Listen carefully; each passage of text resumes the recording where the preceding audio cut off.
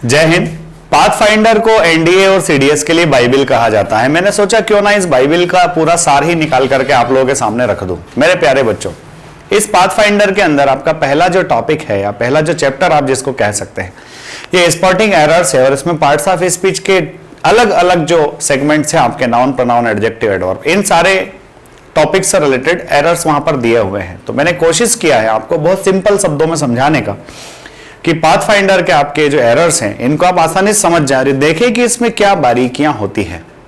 आपको बिल्कुल भी चिंता करने की आवश्यकता नहीं है, आपको बस पूरा वीडियो शुरू से आखिरी तक इत्मीनान से देखना है और उसके बाद आपको ऑटोमेटिकली खुद से ही समझ में आ जाएगा कि वास्तव में किस तरह के एरर्स होते हैं, हम कैसे फाइंड आउट कर सकते हैं। और आप ये भी देखेंगे कि एक दो क्वेश्चंस करने के बाद में वो जो कॉन्सेप्ट्स वहां लगे हैं वही कॉन्सेप्ट्स बाकी के दूसरे क्वेश्चंस में भी आपको लगते हुए नजर आएंगे। तो आप शानदार जानदार तरीके से पढ़िए और क्वेश्चन नंबर 1 देखिए। क्वेश्चन नंबर 1 कह रहा है, order has been issued for his transfer to another district but he has not received them so far, है ना।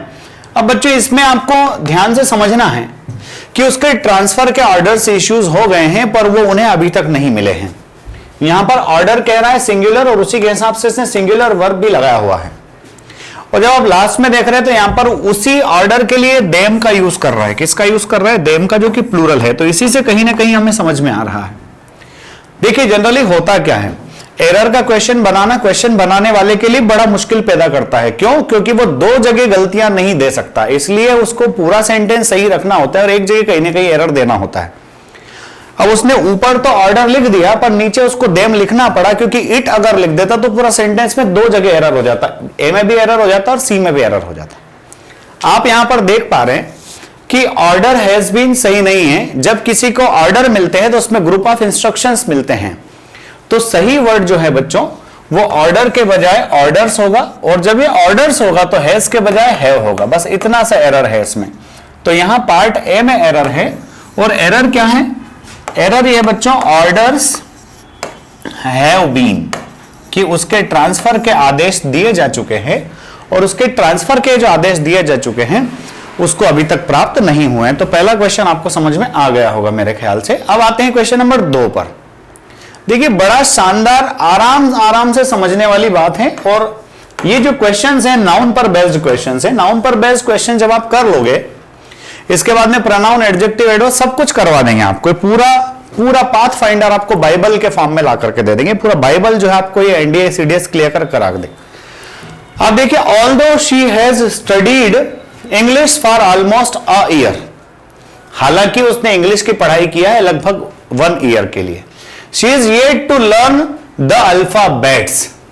अब देखिए बड़ा आसान सा क्वेश्चन है बच्चों कि उसने लगभग साल भर से इंग्लिश पढ़ा है, उसको अभी भी अल्फाबेट याद करना है। अब बच्चों आपको पता है, और ये क्वेश्चन सीडीएस में भी आ चुका है, ये क्वेश्चन सीडीएस में भी आ चुका है कि अल्फाबेट्स नहीं होता है, अल्फाबेट होता है। क्या होता है? अल्फाबेट। कितने हैं साहब? 26 अल्फाबेट हैं, अल्फाबेट्स नहीं। ये क्वेश्चन आ चुका है सीडीएस की एग्जामिनेशन में।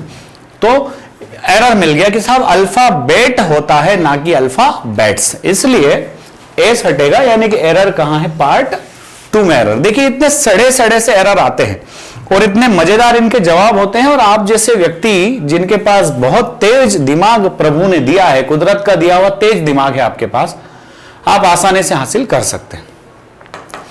आगे देखिए क्वेश्चन नंबर 3 को।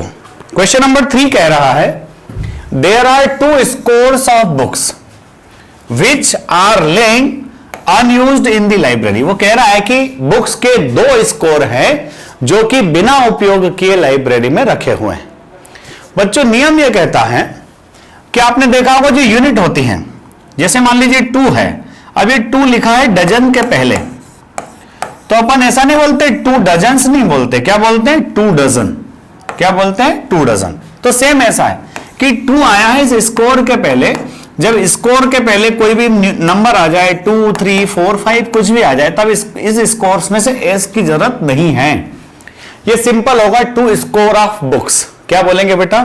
जैसे कि हम कहते हैं 2 डजन बनानास, 2 दर्जन केले, इसी तरह से 2 स्कोर ऑफ बुक्स। यस, तो इसमें स्कोर्स में एस गलत था, इसलिए there are 2 score of books. कहां एरर मिला आपको? पार्ट ए में। क्या एरर मिला कि स्कोर्स जो है, इस स्कोर्स में से एस हटेगा क्योंकि यहां पर न्यूमेरल एडजेक्टिव आया है। न्यूमेरल एडजेक्टिव जब आ जाता है तो फिर आपका जो एडजेक्टिव है उसमें एस नहीं आता है। कितना आसान सवाल है, और आपको इसके ना बनने की कोई वजह नहीं होगी। कब? जब आप इस वीडियो को पूरा देख चुके होंगे और सेम क्वेश्चंस, या फिर आप सेम देखिए, वर्ड्स तो रिपीट नहीं हो सकते और सेम फंडा डेफिनेटली रिपीट होगा। अब देखिए क्वेश्चन नंबर 4 को, children are prone to making mischiefs if they have nothing to do. अगर बच्चों के पास करने के लिए कुछ नहीं होता है तो शरारत करते हैं, है ना। तो यहां पर ऐसा कोई सेंस तो है नहीं कि शरारतें करते हैं, है ना, शरारत करते हैं। Children are prone to making mischiefs, नहीं मिसचीफ, शरारत। इस शरारत में से क्या हटेगा? यहां से भी एस हटेगा, ठीक है। मिसचीफ्स नहीं होता है, क्या होता है? मिसचीफ होता है, इसलिए मिसचीफ का एस हटा दीजिए। एरर कहां मिल गया आपको? पार्ट बी में, कि children are prone to making mischief, कि बच्चे प्रोन होते हैं, उस तरफ उनका खूब झुकाव होता है शरारत करने की तरफ, अगर उनके पास करने को कुछ नहीं होता है। कितना आसान सा सवाल है, कितना बढ़िया सा सवाल है। आप देखिए, ships are economically useful and so they are reached in the hills, कह रहा है। अब आपको पता है ये नाउन के रूल्स हैं, सिंगुलर प्लूरल के नियम हैं, बाकी कुछ है नहीं इसमें। नाउन वाले चैप्टर में कुछ नहीं है, बस आपको ये पता हो कि कौन सा नाउन सिंगुलर फॉर्म में यूज होता है, कौन सा प्लूरल फॉर्म में यूज होता है, किसके साथ एस आता है, किसके साथ एस नहीं आता है। तो हमको पता है बच्चों की जो शिप है, ये शिप का भाई सिंगुलर और प्लूरल दोनों शिप ही होता है। और यहां पर इसने क्या लिख रखा है? शिप्स। कुछ नहीं करना है, इस शिप्स का एस यहां पर नहीं होना था। सही जवाब क्या है बेटा? Ship are economically useful and so they are reached in the hills. बड़ा आसान सवाल कि भाई शीप होता है, ना कि शीप्स होता है। कहां एरर मिला आपको? पार्ट ए में एरर मिला, ये भी गया काम से। 5 सवाल हो गए पलक झपकते झपकते, आपको कुछ भी सोचना विचारना नहीं पड़ा भाई। और देखिए एक बात और, कि यही एग्जाम, आपको ज्ञानी नहीं बनना, आपको एग्जाम क्लियर करना है। आपको करना क्या है? You have to clear the examination only. जब आप एक बार एग्जाम क्लियर कर चुके होंगे, आपके पास कट ऑफ स्कोर होगा, कोई आपसे रूल्स पूछने वाला नहीं है कि नाउन के रूल्स बता दीजिए, प्रोनाउन के रूल्स बता दीजिए। They will ask what is your score and you will be for SSB and different stages. तो I have not gone through the letter, अभी मैंने लेटर को ठीक से नहीं पढ़ा है। And so I am not aware of its content, मैंने लेटर को ठीक से नहीं पढ़ा है, इसलिए मुझे इसके कंटेंट के बारे में पता नहीं है। अब आप समझना बच्चों ध्यान से, ये वही है कि साहब कंटेंट का मतलब तो संतुष्ट होता है। कंटेंट का मतलब क्या होता है बच्चों? संतुष्ट। और यहां क्या कह रहा है वो, कि लेटर के अंदर जो मटेरियल है, विषय है लेटर के अंदर, तो उस विषय के लिए हम कंटेंट यूज नहीं करते हैं, उस विषय के लिए हम यूज करते हैं बच्चा कंटेंट्स। अपनी जो किताबें होती है उन किताबों के आगे भी लिखा रहता है कंटेंट्स, यानी कि विषय वस्तु। तो ये कंटेंट तो संतुष्ट है, और संतुष्ट शब्द का इस सेंटेंस से कोई लेना देना नहीं है। यहां पर वो ये कह रहा है कि मैंने लेटर को ठीक से नहीं पढ़ा है, इसलिए इसके कंटेंट के बारे में मुझे ज्यादा जानकारी नहीं है। तो यहां पर कंटेंट के बजाय क्या होगा? कंटेंट्स होगा। आपको ध्यान रखना है अगली बार, कंटेंट्स। तो कहां एरर है? सी में, कंटेंट के बजाय कंटेंट्स। नेक्स्ट क्वेश्चन पर आ जाते हैं। I shall not attend the meeting since I have many works to complete within allotted time. मैं मीटिंग अटेंड नहीं करूंगा। क्यों नहीं करेगा भाई? सिंस, चूंकि यहां पर सिंस वो वाला नहीं है, कौन सा वाला? ये टाइम वाला नहीं है। यहां सिंस का मतलब क्या है? चूंकि या फिर क्योंकि। I have many works to complete within allotted time। यहां पर एक सबसे अच्छा काम कि भाई जो वर्क है, वर्क मतलब कार्य, ये वर्क बेटा अनकाउंटेबल नाउन है, और ये वर्क अनकाउंटेबल है, इसलिए पहली बात तो इसके साथ एस नहीं होगा, और दूसरा चूंकि ये अनकाउंटेबल है इसलिए इसके साथ मेनी भी नहीं होगा। अगर इसको बताना है कि बहुत सारा काम है तो मेनी वर्क्स के बताए, ये इसको बताना पड़ेगा मच वर्क। क्या बताना पड़ेगा? Much work. मच वर्क यानी कि बहुत सारा कार्य, ठीक है। तो मेनी वर्क्स गलत है, सही क्या है? मच वर्क, ठीक है। एरर कहां निकल कर क्या है? पार्ट बी में। 7 सवाल कर लिए आपने, आपको पता भी नहीं चला है कि 7 सवाल हो गए हैं और सब कुछ समझ में आ गया है।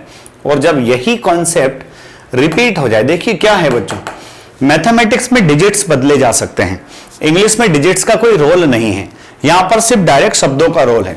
अगर आप बहुत ज्यादा संख्या में n नंबर ऑफ क्वेश्चंस कर लेंगे तो सेम क्वेश्चंस, सेम बातें, सेम चीजें एग्जामिनेशन के अंदर रिपीट होती हैं, और वही हुआ है कई सारी एग्जामिनेशंस में। आप देखिए, it is a pity that even 5 years old boys are engaged in hazardous factories, कि ये एक बड़ा बड़ा विषय है, सोचने का विषय है, एक तरह से दया का कारण है, दुख का कारण है कि 5 साल का लड़का, 5 साल का लड़का हजार्डस फैक्ट्रीज में एंगेज्ड है।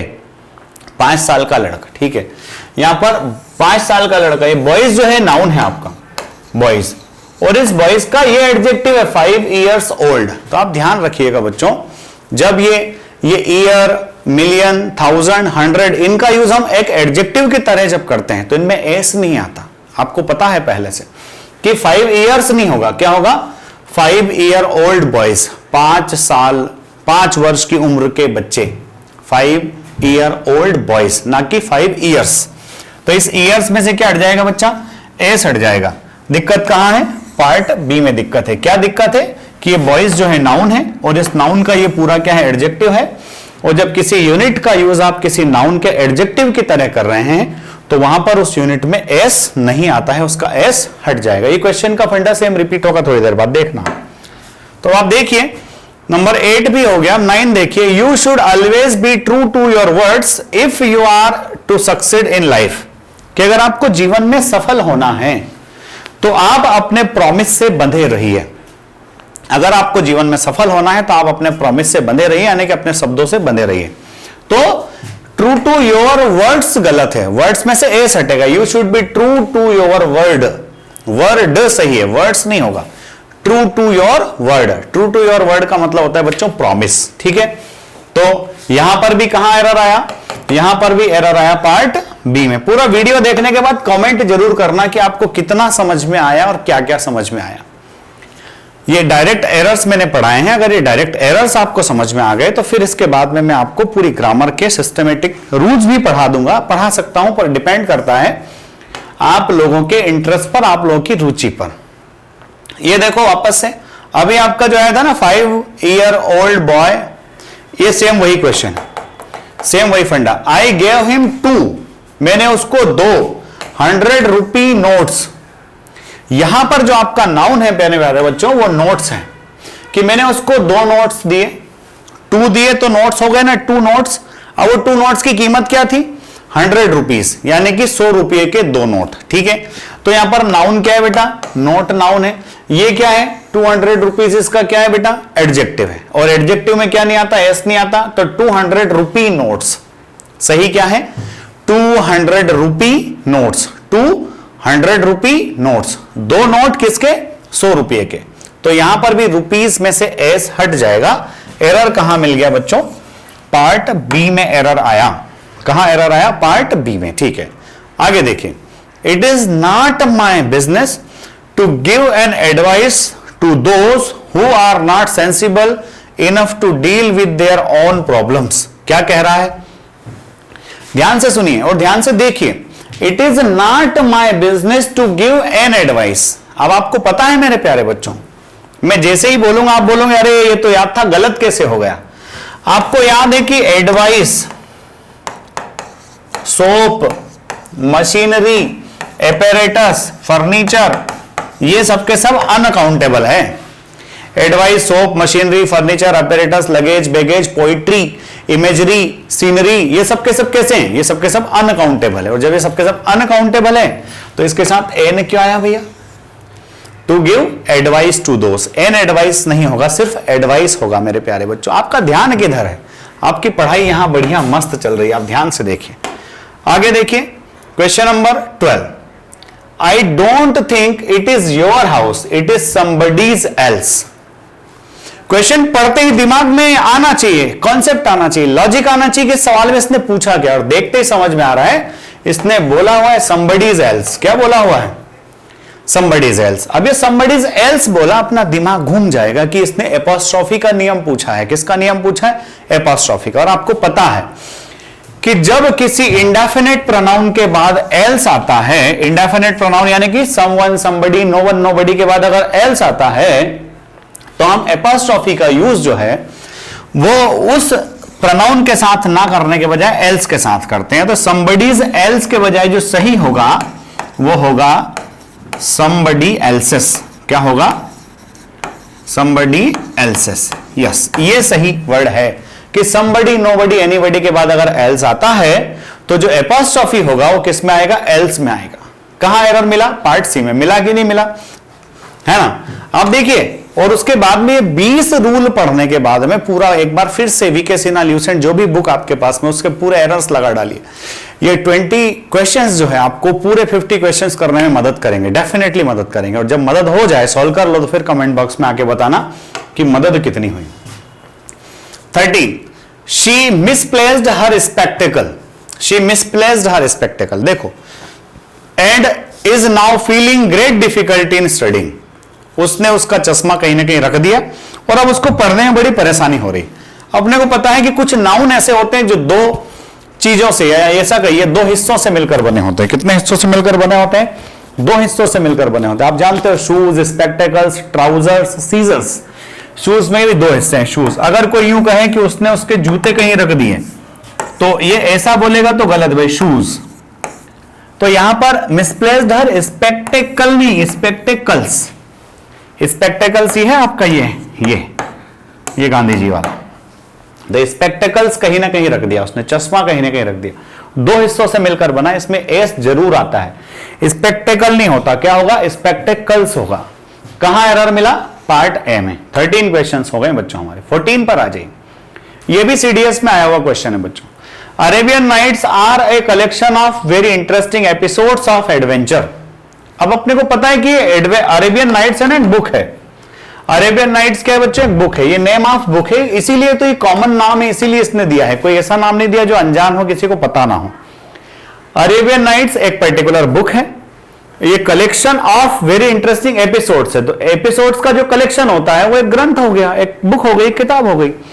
तो अरेबियन नाइट्स एक बुक है, इसलिए इसके साथ आर नहीं होगा। क्या होगा? इज। Arabian Nights is. अभी टेरिटोरियल आर्मी के एग्जाम में भी ये सवाल पूछा है, अभी जो थोड़े दिन पहले हुआ।